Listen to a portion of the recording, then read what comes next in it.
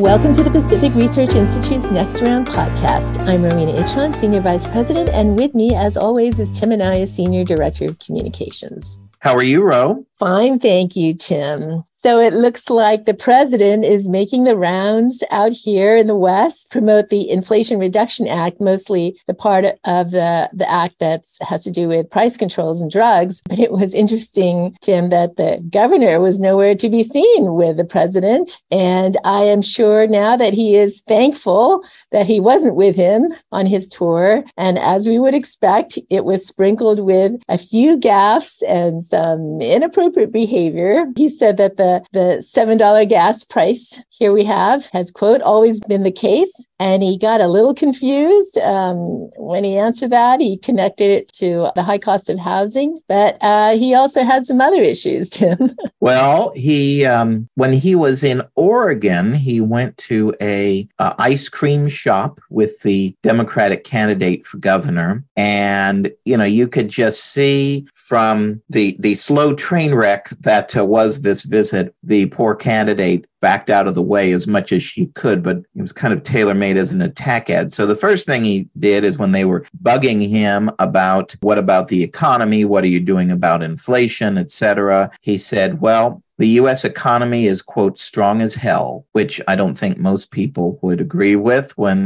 looking at their 401ks and looking at how much it cost at the grocery store on their last trip. And then he had another Creepy Joe moment where he whispered in the ear of a young girl, don't date till you're 30. And you just see the look on the poor girl's face of why is this guy whispering in my ear? So who would have thought such wild things would be going on at an ice cream shop? He also went to lunch with Karen Bass. She was about the only politician who wanted to be seen with him in California. And they went to a Mexican restaurant in LA and they had chicken quesadillas. And he walked in with his $60 in lunch money in hand. And it was kind of a fumbling scene at the lunch counter and was trying to figure out, I think he just wanted to give him the $60. But then it ended up, well, the next person who comes in, their lunch is on me. So, Ro, you might have missed out on a free lunch. If you had run over to that Mexican restaurant, you could have had lunch on Joe Biden. Then he was, when he was in Orange County, he did a big fundraiser, of course, for Nancy Pelosi. And then that's the real reason for the trip, is they came out to raise money. And then he did a campaign event with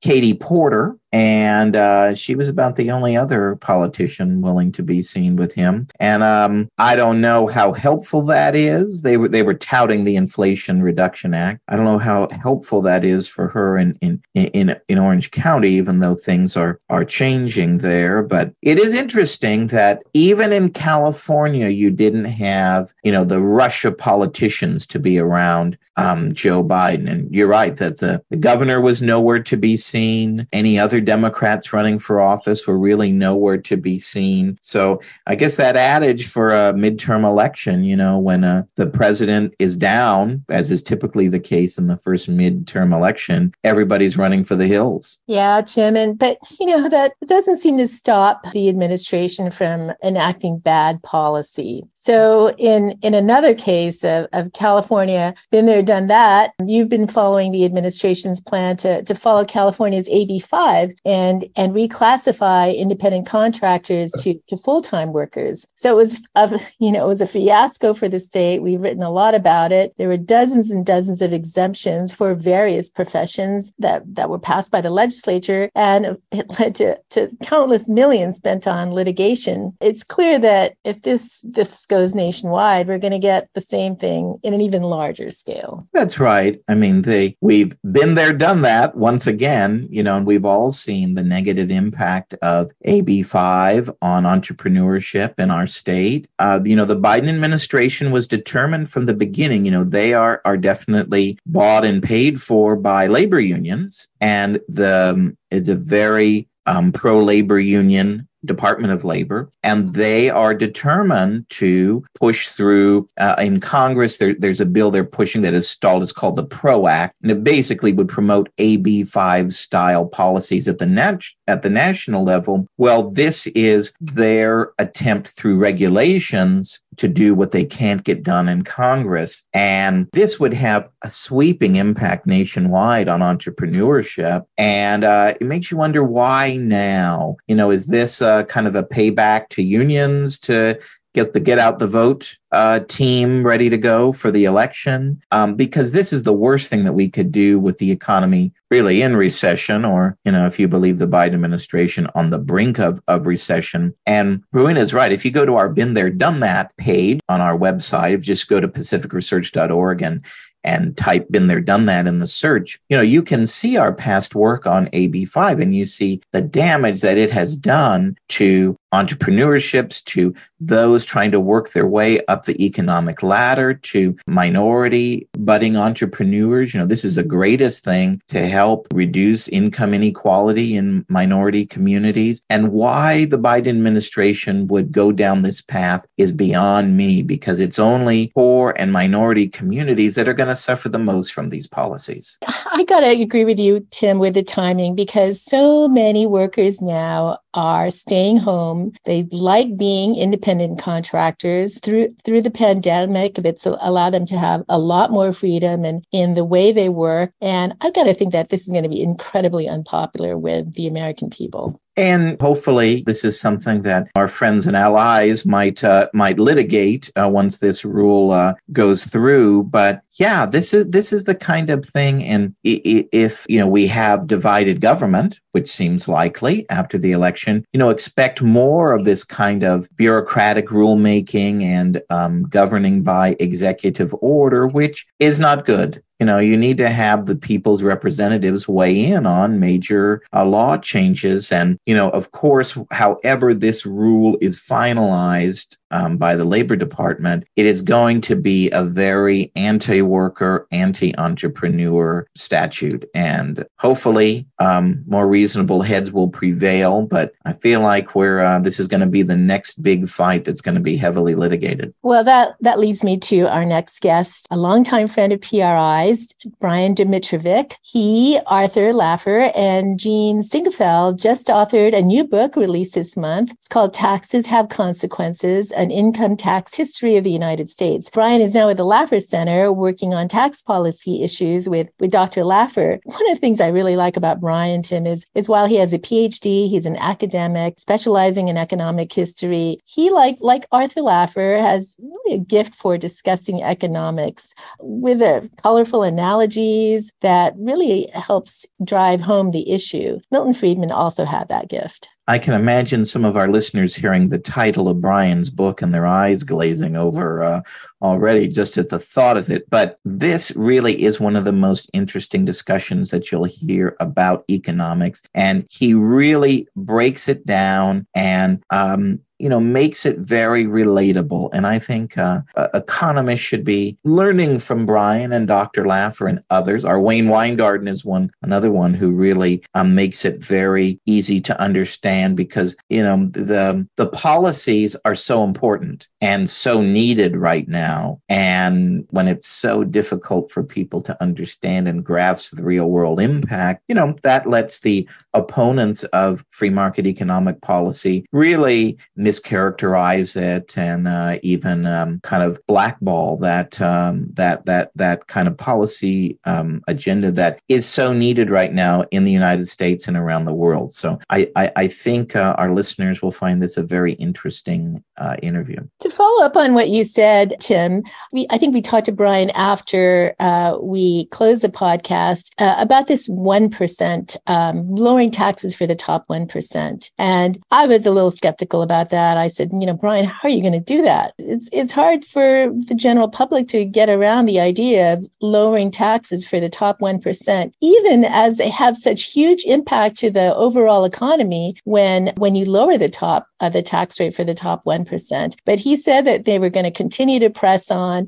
and they're going to stick to the facts and why it makes sense. And he really did an excellent job of relating why it was so important to lower top tax rates. Yeah, it's really at the end of the day, the class warfare language from the left and from the Bernie Sanderses of the world, never ends. But what they don't understand is that this is all about growth and that everybody across the board benefits when we have a growing economy. And that starts with when the top 1% and when businesses are not taxed to death so they can invest in jobs and in the economy. So thanks everyone for listening. And here is Brian Domitrovic. Welcome to PRI's Next Round podcast, Brian. Hi, Robin. It's really great to be here. So you've got a new book out, Taxes Have Consequences. Brian, it seems like taxes have always been with us forever, but that hasn't always been the case. The federal government first imposed a tax in 1913. How about reviewing for our listeners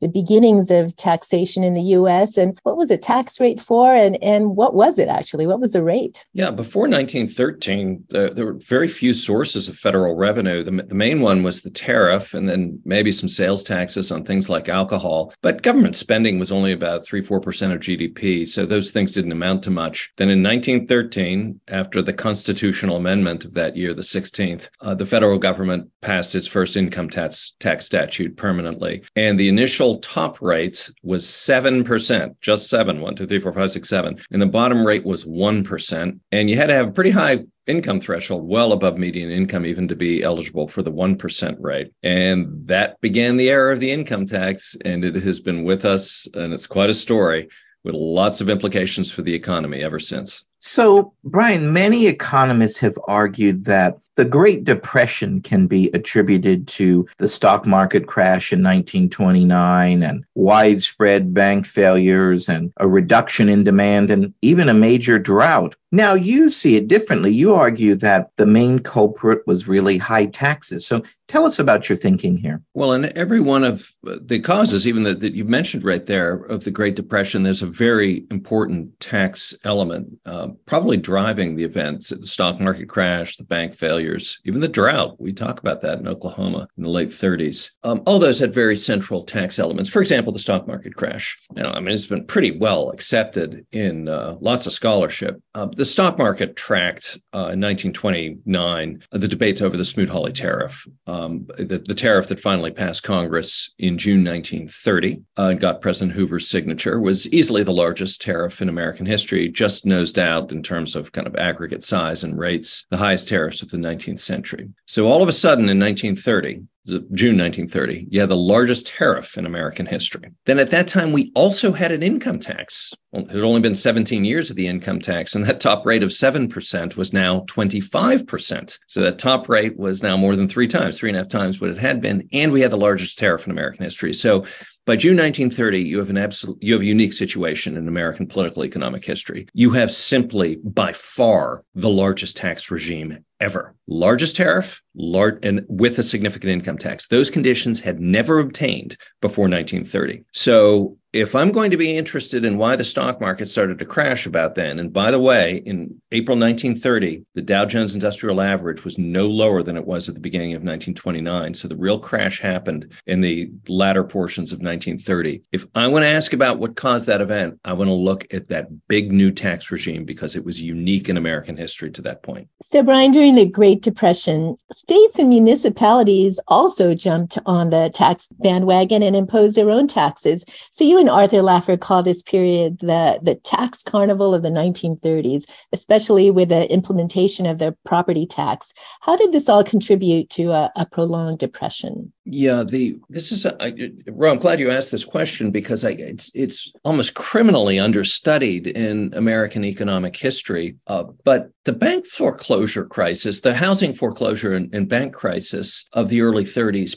perhaps correlates most closely to the property tax problem of that era. So property taxes went way up at the local level, the municipal level, by extension, the state level in the 1920s. And this was because of the federal income tax, oddly enough. So the federal income tax, when it was first passed in 1913, had one major exclusion that has been with us ever since. And that is that the financing instruments of state and local governments were not subject to taxation. So muni bonds, every kind of tax shelter these days knows all about this, that if you get interest from municipal bonds, they are not federally taxable. And this was the case in 1913 for constitutional reasons. It's kind of the mirror image of McCulloch versus Maryland of 1819, in which the Supreme Court determined, John Marshall that the states could not tax the federal government. Now, the federal government said, we're not going to tax the states. Okay. What this meant is that the rich high earners started plowing in a lot of money to state and local municipal instruments because there was a federal income tax.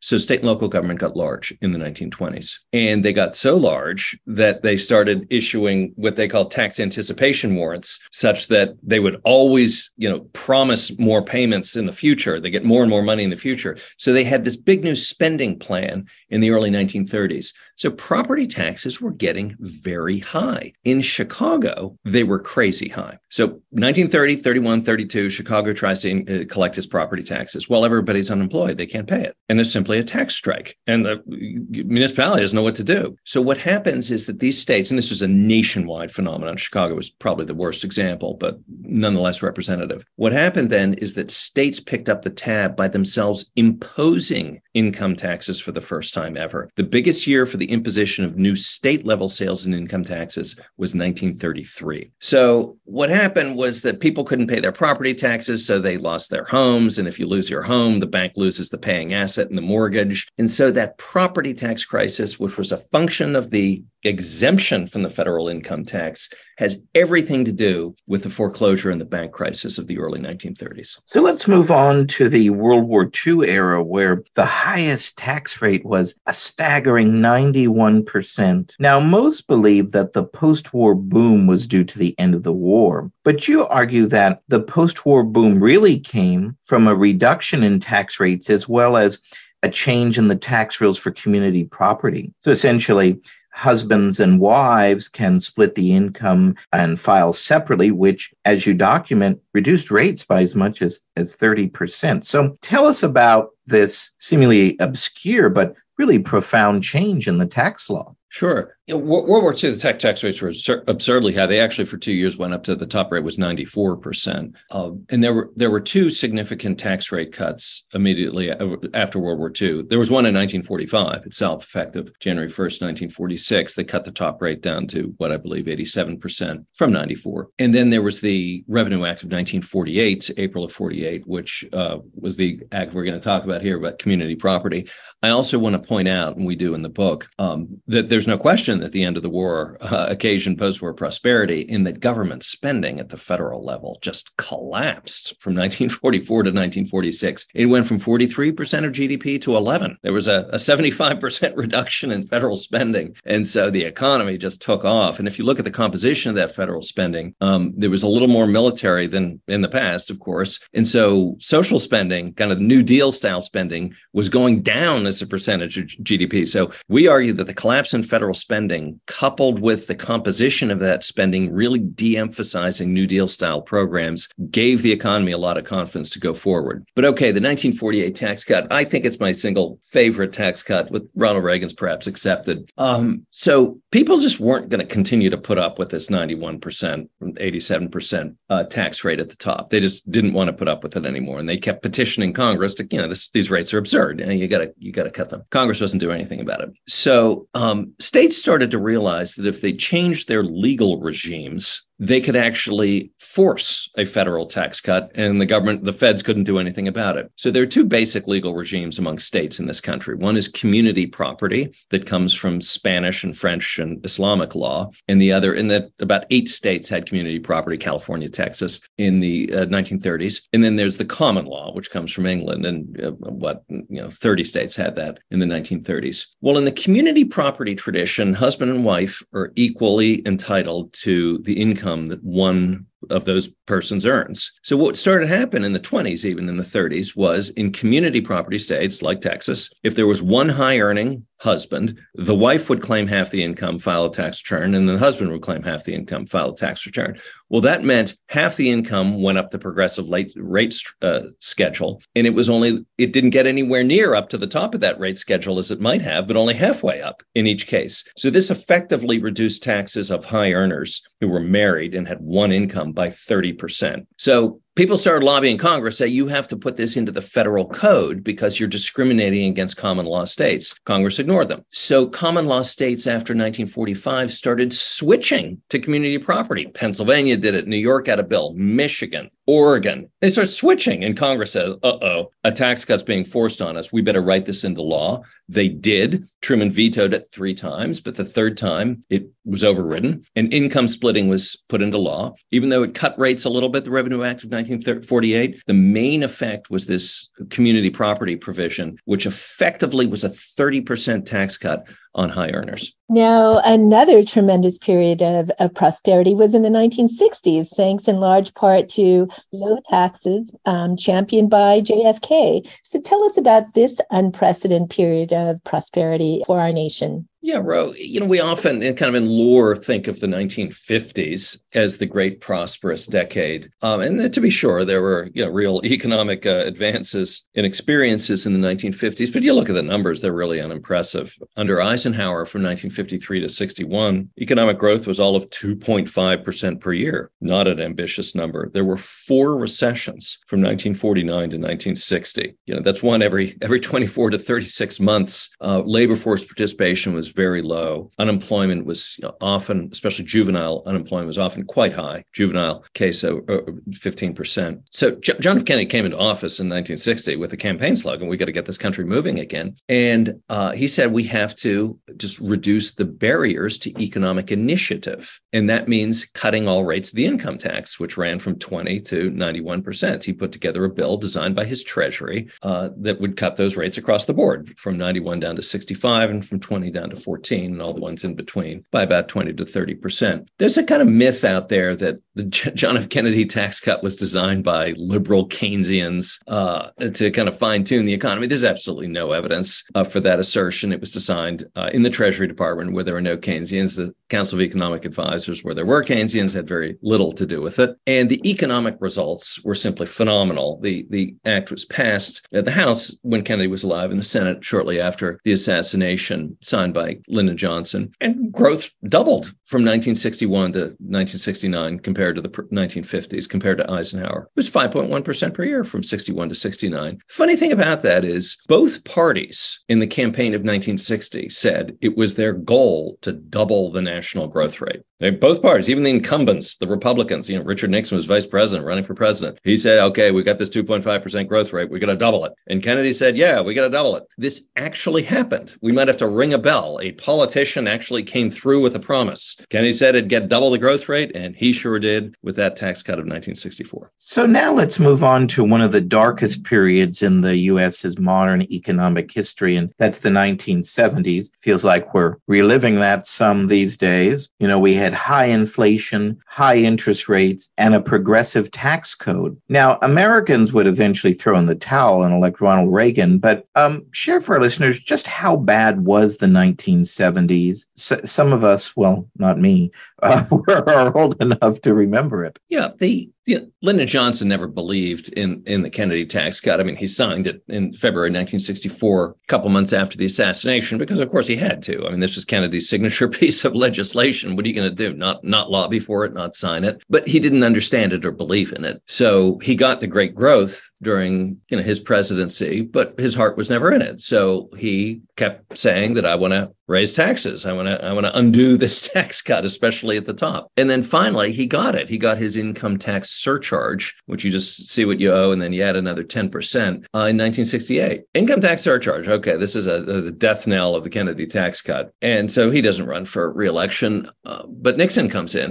1969. Now, Nixon, of course, did not have his heart set on the Kennedy tax cut. Kennedy had defeated Nixon in 1960, and Nixon was not going to wholeheartedly embrace the Kennedy economic policy. So he not only kept the surcharge, he also increased some taxes, particularly the capital gains rate. Man, would that be portentous in the inflationary 1970s. Raised the statutory rate from 25 to 35%. Okay, so Kennedy's economic policy done because he has 2 opponents of that policy as his successors as president. they have the income tax surcharge and the capital gains rate increase. People start pouring out of the American economy. One of the emphases in our book is on the top 1%, the people with the whip hand in the economy, the people who don't need their job for their income. They can do whatever, they have a lot of money and they can do with their money as they like. When the economy presents for them a fruitful opportunity to make profits, they will deploy their capital. When the economy does not prevent themselves an opportunity to be fruitful and reclaim their profits, then they'll sit out. Well, one way you get the rich to sit out is by having high tax rates, because like they do all this work, they commit all this capital, and then the government takes the lion's share, the jackal share.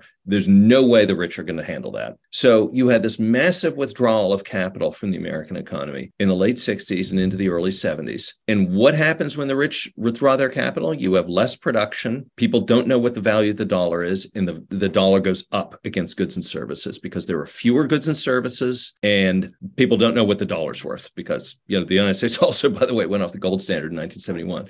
So you have this inflation that starts developing in the early 70s. And the tax code is unindexed for inflation. I mean, prices start going up 6, 7, 8% per year, 10% per year, 1974, 75. And if you get a 10% raise, you get thrown into a higher tax bracket. Tax brackets go from 14 to 70%. Wait a minute. I was paying at a 25% tax bracket and I needed to get a 10% raise to make myself whole against inflation. But that throws me into higher tax brackets of like 30, 35%. Well, then I need more than a 10% raise. Now, what business can give their entire workforce not only the raise of inflation, which corresponds to their revenue, but a super raise to cover progressive income taxes? Businesses don't operate that way. It was a structural war conducted by the state against the economy, as the Treasury Secretary under Ford, William Simon, put it. So stagflation, it's got two sides of the same coin. When you have an unindexed for inflation federal tax code that's very progressive and a capital gains tax that's unindexed for inflation, and you have inflation, people just want to get out of the economy.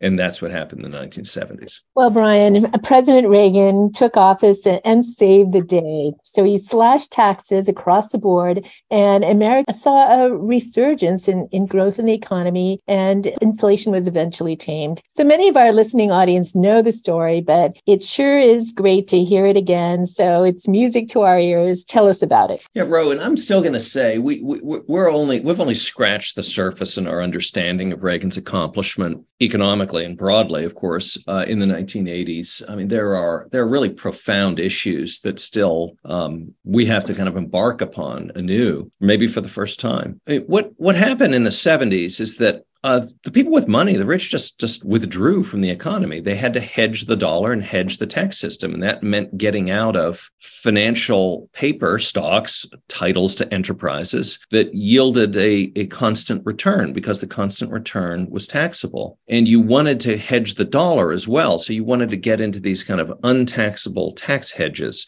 untaxable dollar hedges, like gold, like oil. Buy gold in 1975 when it was legal again at $175. You could just hold on to it and wait till it goes up to $400, $500, even $800 in 1980, not sell. I mean, you could stake it as collateral in a loan and then get the loan and use the interest payments as deductions from your taxes. This is what rich people were doing. This is what the entire capital base of the country was doing by the early 1980s. So what Reagan did was twofold. Number one, he cut those tax rates, particularly at the top, quite profoundly. So the top rate of the income tax went from 70 ultimately down to 28%. Capital gains rate went from 28 for 35 in 1978 down to 20%. And all of a sudden, in particular for those at the top, it became much more remunerative to do business. I'm going to invest in a company. I'm going to make payroll. I'm going to get out of this hedge that is gold, oil, collectibles, durables, art, all those fascinations of the 1970s.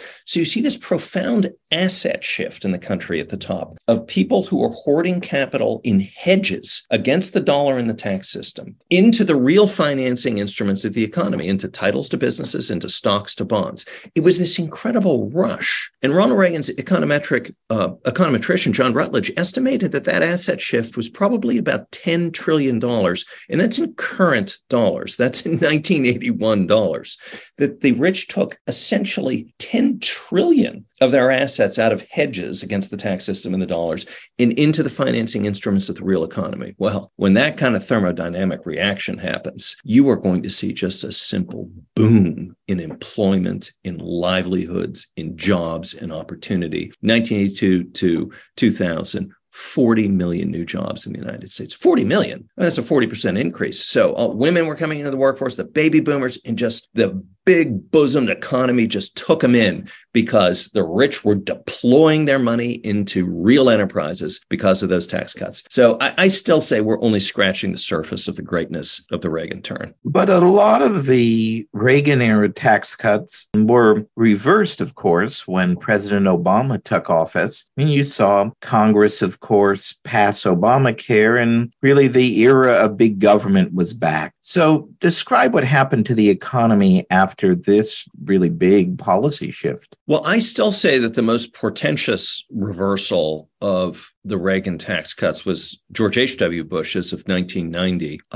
When Reagan took the top tax rate down to the low of 28% in the Tax Reform Act of 1986, it was one of the most stunning episodes of bipartisan commitment that we have ever seen in the modern history of Congress. The Tax Reform Act of 1986, which again took the top rate all the way down to 28%. So if you're the richest person, you pay 28% at max, not 91, not 70 like JFK, not 50 like the first Reagan term, 28. That passed the Senate 97-3. Joe Biden voted for it. All the big Ted Kennedy voted for it. All the big liberal lines voted for it. Al Gore. But when George H.W. Bush raised the tax rate, that top tax rate, just in a small fashion, from 28 to 31% in 1990, he did not let that 28% settle in. He implied that top rate was negotiable, that there isn't a gross bipartisan consensus that top rate should be low, even though there had been in that act of 1986. And that provided the leakage necessary. Okay, Bill Clinton raised the tax rate up to 39%, but then the Republican Congress came in and took everything down, took spending down, took the capital gains rate down. And the George W. Bush tax cut of 2001 was very poorly designed. I mean, it took the top tax rate down 0.5%, went from 39.6 to 39.1, and then it was supposed to phase in and then expire after 10 years. Well, we already knew from the 70s what people with money do when they're expiring, very tiny tax cuts. They just say, forget about it. We're not committing capital. You commit capital, that's a long-term enterprise. Oh, we're going to commit capital now, and then 10 years from now, the tax cut is going to sunset. Well, that's exactly when the business is going to start paying. So I'm not going to commit now. So it is true that Obama came in and there was the Great Recession, but let's also remember that Obama kept extending those Bush tax cuts for 2 more years for his entire first term. But the expiration of the W tax cuts were just the siren song of the Great Recession. If you're going to have expiring tax cuts, particularly at the top, the rich are going to withdraw their capital. When the rich withdraw their capital, you have things like the Great Recession. So, Brian, let's move on to the Trump era when the U.S. had the largest corporate tax rate in the developed world. Tell us about the backstory of President Trump deciding to target corporate tax rates. Yeah, in the book, and taxes have consequences, we talk about in this section, this chapter, the sore thumb in the American tax system at that point. There was one thing in the American tax system that was sticking out like a sore thumb in 2016, 2017, and that was the corporate rate. The personal rate of the income tax top rate was within the Reagan range. It was still high at 39.6, but that was the average of the 2 Reagan tax cuts of 50, down to 50 and then down to 28 and 81 to 86. So, okay. And that was comparable, if not a little lower than most major nations. High, sure, but it didn't stick out like a sore thumb. The corporate rate, the top corporate rate of 35% with state add-ons, maybe up to 30, 38 in the United States, was easily the highest in the major world. So it stuck out like a sore thumb. Corporations simply did not want to organize in the United States. They had all those inversions and so forth because you have the highest corporate tax rate in the world. So this thing stuck out like a sore thumb. So that's what Trump had a lot of wisdom in this. President Trump did. And by the way, I should emphasize that the Honorable Donald J. Trump has written the foreword to Taxes Have Consequences. So you get to read a couple pages of former President Trump at the beginning of our book. So he just identified that corporate rate. It's a very shrewd move. Okay, what is sticking out like a sore thumb? High. This corporate rate. We'll cut that. That will be the emphasis of this tax bill. And what happened? He cut that rate from 35 down to 21. And all of a sudden, companies just repatriated all these earnings back into the United States in 2018, 2019, even at the very end of 2017 when the bill passed in December. And, 9 years into a business cycle expansion, which what you had, the expansion of 2009, 2018, you don't usually see kind of nice kick-ups in economic growth. All the business cycle theorists say, whoa, you can't have a business cycle that long, 9, 10 years, 2018, 2019, you'll be really waning at that point. No, we had an acceleration in growth, in economic growth. And if you look at total tax receipts of the federal government and state and local governments within the United States because of that boom, you will see a very clear increase from 2016, 17, 18, and 19. So with this sweep of America's tax history, tell us what you concluded. Do taxes have consequences? Yeah, what we concluded is that we really should care about tax rates on the rich. And it's not perhaps for the reason we think about like justice or equity or whatever. It's about economic growth and economic opportunity for the society at large. Because in the American dream economy, the American economy is the greatest in the history of the world.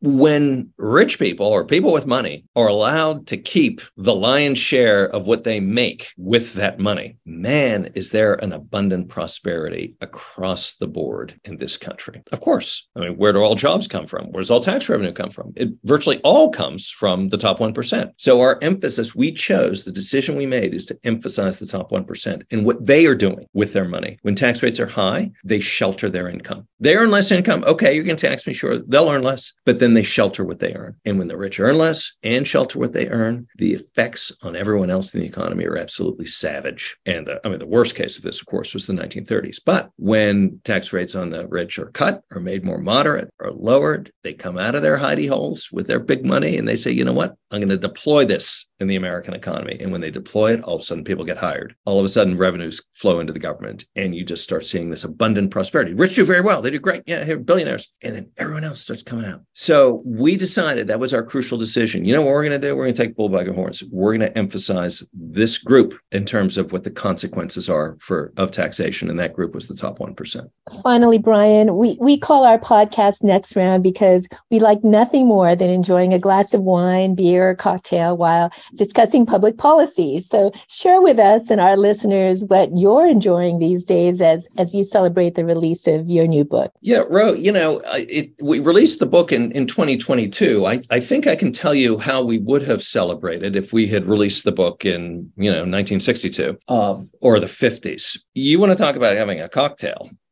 Corporations spent, we talked about this in the book, corporations spent $1 billion on liquor in the 1950s per year. Virtually all drinking in this country was done on the corporate dime back then. The famous Mad Men, everyone's drinking all the time. They're drinking their martinis. And we go into this a lot. The expense account restaurants of Manhattan, we quote Tom Wolfe on this, and it's just amazing to look at the food that these executives ate and the drinks, the sambucas, the wines that they drank on the job between 12 and 3 p.m. every day of the week. There's a sumptuous feast of the nobility. And the trick to it is that when companies bought their executives these fancy alcoholic lunches every day of the week back in the 1950s, early 1960s, when the marginal rate of the income tax was 91%, that was all deductible from corporate taxes, and the corporate tax rate was 52%. So effectively, the federal government was paying half of the bill. Moreover, these executives all got compensated. Look at this food and drink you're eating. It's incredible. It's the most expensive restaurants you can find. And all that was untaxable consumption on their part. They didn't have to report that.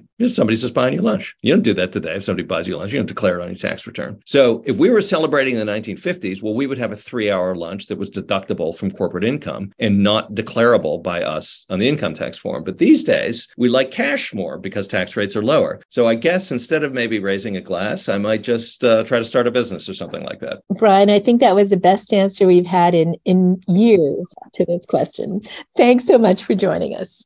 Sure thing. Thanks, Rob. If you like this episode, please tell your friends and subscribe to PRI's podcast at iTunes, Google Play, Stitcher, TuneIn, iHeartRadio, and Spotify. And when you're on these platforms, don't forget to give us a big 5 stars. If you don't subscribe to any of these, you can still listen on PRI's YouTube page, youtube.com/Pacific Research 1. That's the number 1. Thanks for listening. I'm Rowena Itchon. Hope you'll come back again for Next Round with PRI.